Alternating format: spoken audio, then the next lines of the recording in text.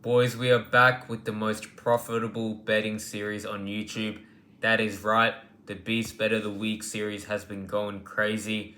We've cashed 2 weeks in a row now. Episode 1, we cashed that Volk money line.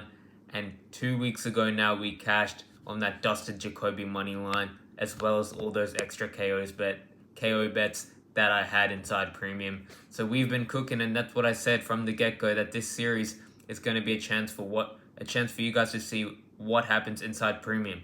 A little sneak peek that I give out to all my Premium members every single week. And so far, so good. So if you tell these bets every week, you're going to get a taste of what it looks like to be in Premium and to profit every single week on the UFC. It's my biggest free play that I give out, and it's a bet that's 1 unit or bigger. So it's not some bet that I'm just sprinkling out there. It's some bet that I have some real confidence in. Now, this weekend's card, a lot of good matchups. It's pretty stacked top to bottom, and I'm super excited for it. We got some big favorites, especially early on in the card, and we got some closely lined fights. So I've had a lot of options for this Beast Bet of the Week. But for this Beast Bet of the Week, I'm spicing things up. I'm not just giving you one lock that I'm super confident in. I'm going in here with a 2-leg parlay to give you guys some value that I'm pretty confident in cashing. And like we've been doing, let's get this to 3-0 again this weekend. So, without further ado, let's get into leg 1. We got Yair Delvalle against Jordan Levitt here. Jordan Levitt is coming down to featherweight here. I don't think that's going to benefit him at all.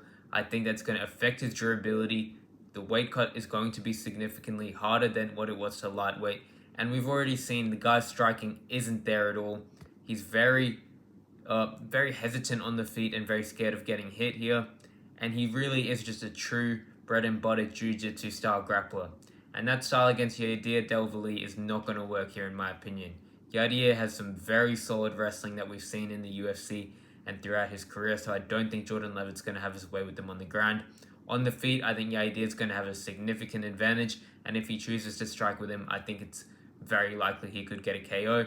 And even on the ground, as good as an offensive grappler Jordan Levitt is with his submission ability, we've seen him get taken down, and we've seen it not once but twice, him give up his back very easily and him get rear naked choked by Chase Hooper, by Paddy Pimblett. And if you watch Yair Delvalle, that's his specialty. He likes to take guys down, get their back, land ground and pound shots, and lock in that rear naked choke. We saw it in his last fight, albeit Isaac Dolgarian did get accused of that betting scandal, but even in the fight before that, it was the same. He also has a good quality win over Michael Aswell. So I'm all over Yair Delvalle here in this matchup, and I think the price tag is more than fair. Now, leg 2, we got Alden Correa over Louis Garuli here. Listen, Louis Garuli, I don't think he's horrible, but I've watched him fight a couple times now, and he hasn't had a good run in the UFC. He had that fight against Ode Osborne where he ended up getting finished in the second round, and in his last fight against Jesus Aguilar, he was pretty low volume and got behind in that fight and lost by decision. I think technically, as far as his skills go, he's average, but he's very slow for a flyweight. He doesn't move around like one at all. He's short and stocky, and his strikes are really just boxing shots with not that much speed on them. So I think Alden Correa here, he had an amazing UFC debut against Alessandro Costa, who I rate much higher than Louis Garuli.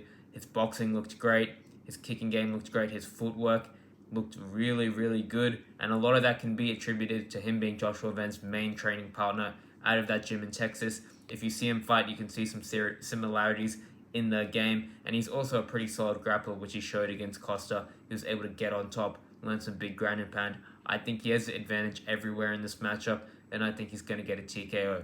So these two legs combined are at $1.70 or minus 145 odds. I think that is a really solid price tag for these two legs, which I'm super confident in hitting. And I expect us to be cashing big yet again. And let's get this series to 3-0, boys. That's what we do.